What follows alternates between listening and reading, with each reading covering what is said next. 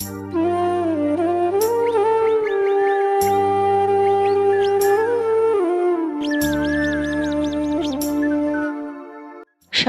উঠে একা হাতে সংসারের সব কাজ গুছিয়ে দুপুরে রান্না করলাম বাদাম দিয়ে লাল শাক আর লাল লাল চিকেন।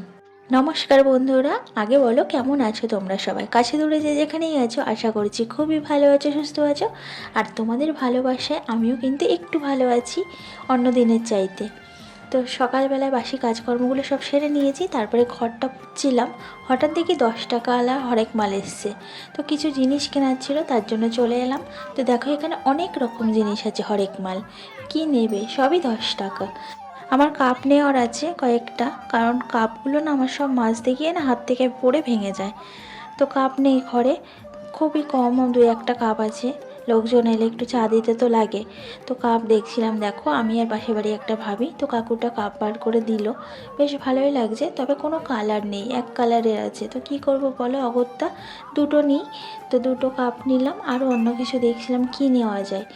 তারপরে একটা মগ নেব বলে মগ দেখছিলাম, বাথরুমের মগটা ফেটে গেছে। দুষ্টটা না স্নান করে আর ওই মগ ফেলে দেয় হাত থেকে, আর মগ ফেটে যায়।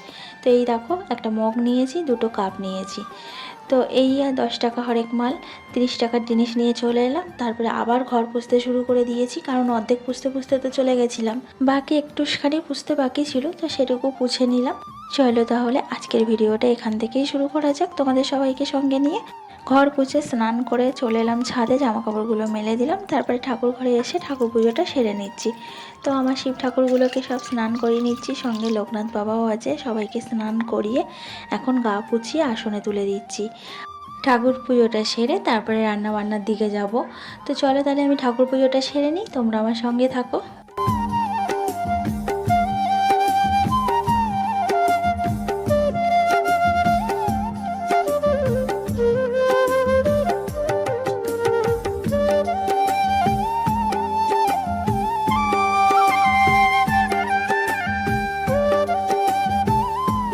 আমার পুজোটা দেওয়া হয়ে গেছে, ঠাকুরগুলোকে সুন্দর করে ফুল দিয়ে সাজিয়েছি, জল মিষ্টিও দিয়ে দিয়েছি। আর চলো ঠাকুর ঘরটা তোমাদেরকে দেখিয়ে দিই। তো এই দেখো এখানে কয়েকটা ঠাকুরের পাথর লাগানো আছে, আর এখানেও কিন্তু ঠাকুর আছে, কয়েকটা ঠাকুরের আসন আছে। তো এখানে জল মিষ্টি দেওয়া হয় না, একেবারে নিচে এই যে জল মিষ্টি দিই। আর আমাদের ঠাকুর ঘরে কিন্তু অনেক ঠাকুর আছে, সব রকম ঠাকুর আছে। চলো তাহলে সবজিপাতিগুলো কেটে নিই, তারপরে রান্নাঘরে যাব। আর এই দেখো দাদাভাই বাজারে গেছিলো, মানে একটু কাজে বেরিয়েছিল, তো আসার পথে দেখি লাল শাক এনেছে, আর এখানে ফুলকপি এনেছে একটা, আর চিকেন এনেছে। তো লাল শাকটা এখন কাটবো, লাল শাক ভাজা করব, আর চিকেনটা করব। ফুলকপিটা আজকে আর করবো না। তো ফুলকপি খেতে দুষ্টুটা ভীষণ ভালোবাসে, ও বলছিল ফুলকপিটা রান্না করতে। বাট আজকে আর ফুলকপি কী করতে রান্না করব বলো, লাল শাক ভাজা করব বাদাম টাদাম দিয়ে, আর চিকেন তো করবই। তো ফুলকপিটা কালকে রান্না করে দেবো ওকে। তো এখানে দেখো লাল শাক কাটতে বসেছি। তো লাল শাক কাটতে কিন্তু অনেকটাই সময় লেগে যায়, আর লাল শাক বেশি কুচাতে লাগে না। এমনিতেও লাল শাকগুলো ভীষণ কচি ছিল, তো লাল শাকগুলো না একটুখানি হয়ে যাবে, দেখতে এতটা লাগছে। কেটেছি দেখো অনেকটা হয়েছে কিন্তু। তো রান্নাঘরে এসে দেখি ভাত হয়ে গেছে, ভাতটা বসিয়ে দিয়ে গেছিলাম। ভাতটা ফ্যান ঝরানোর জন্য উবুর দিয়ে দিলাম। এবারে রান্নাটা করে নেবো, লাল শাকটা ফার্স্টে রান্না করব। আমার মেয়ে ছেলে লাল শাকে একটু বাদাম দিলে না ওরা বেশ ভালোবাসে খেতে, তার জন্য ঘরে বাদাম ছিল, তো বাদাম দিয়ে দিয়েছি একটু। লাল শাকটা বাদাম দিয়ে করব, আমারও ভালো লাগে লাল শাক বাদাম দিয়ে খেতে।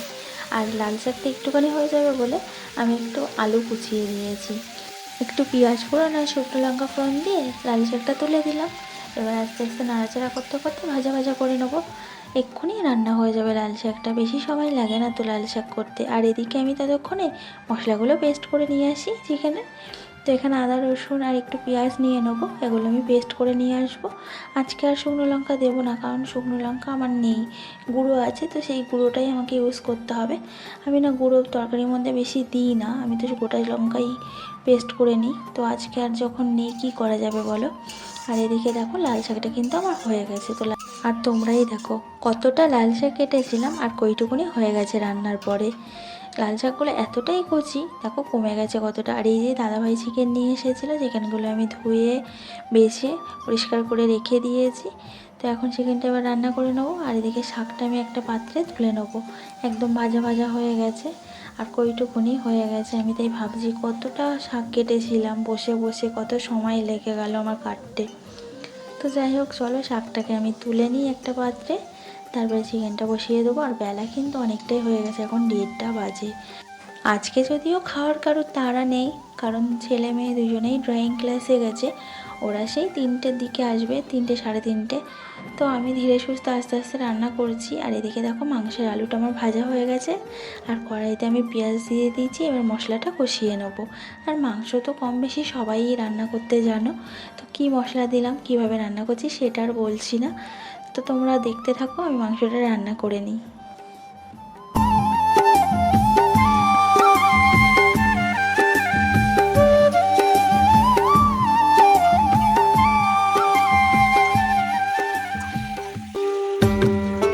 আজকে দাদা মাংসের পিসগুলো ঠিকঠাক করে আনতে পারিনি। দেখো কত বড় বড় পিস করে নিয়ে এসেছে।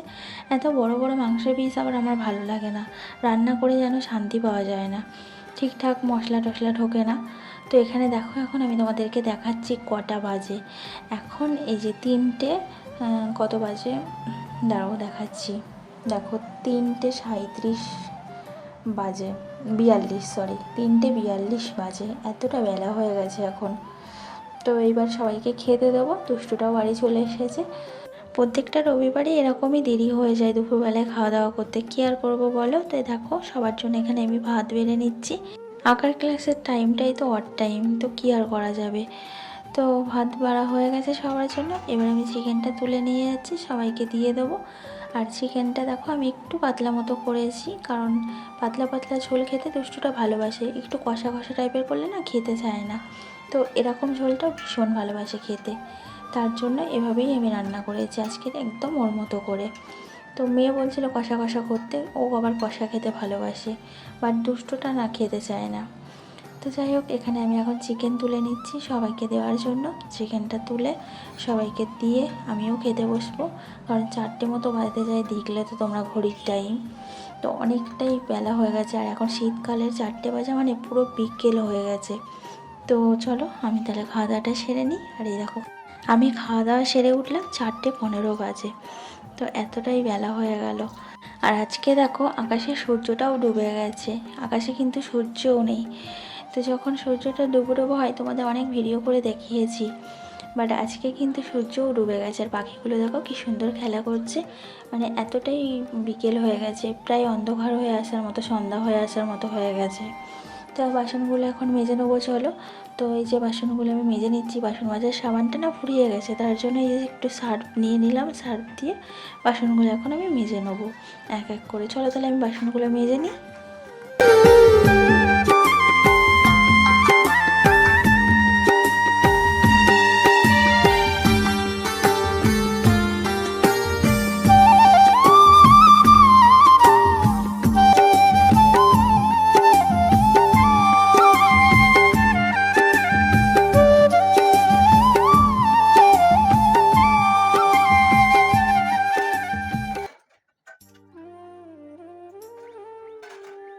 বাসনগুলো মেজে একেবারেই বাসনের ঝুড়িতে সব দেখো একে একে উবুর করে দিচ্ছি।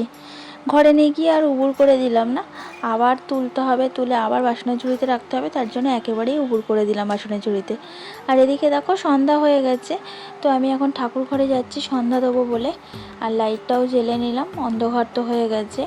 তো এখন সন্ধ্যা দিতে এসেছি, সন্ধ্যাটা দিয়ে নেবো। ঠাকুর ঘরের জানলাটা দেওয়া হয়নি, ঠাকুর দিতে যখন এসেছিলাম তখন একটু রোদ ঢুকছিল বলে, না হলে জানলাটা দিয়ে ঠান্ডা ঢুকবে। আর এখন তো হালকা হালকা ঠান্ডা পড়ে গেছে, আমাদেরই বাইরে বেরালে কেমন ঠান্ডা লাগে, আর ঠাকুরদের ঠান্ডা লাগবে না? তো ঠাকুরদেরও ঠান্ডা লাগবে বলে আমি আবার জানলাটা দিয়ে দিলাম। তো এমনিতে রাত্রেবেলা করে জানলাটা দিয়ে দিই। তো তারপরে এই যে এখন আমি প্রদীপ ধরিয়ে নিয়েছি, ধূপ ধরিয়ে নিয়েছি, সন্ধ্যাটা দিয়ে নিই চলো।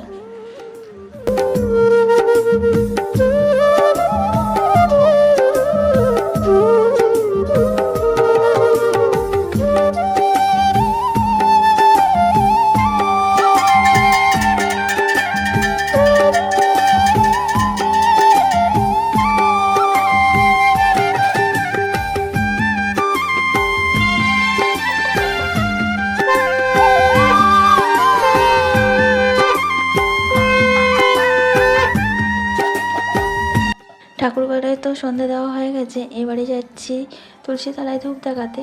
তো প্রত্যেক দিন আমরা তুলসী তলায় একটা করে ধূপ দিই। তুলসী তলায় ধূপ দেখিয়ে নিলাম, তারপরে ধূপটা তুলসী তলায় রেখে দিলাম, দিয়ে চলে এলাম ঠাকুর ঘরে। আর এদিকে দেখো গা ঘর ঘর কেমন সন্ধ্যা হয়ে গেছে। ঠাকুর ঘরে এসে প্রণামটা সেরে নিলাম।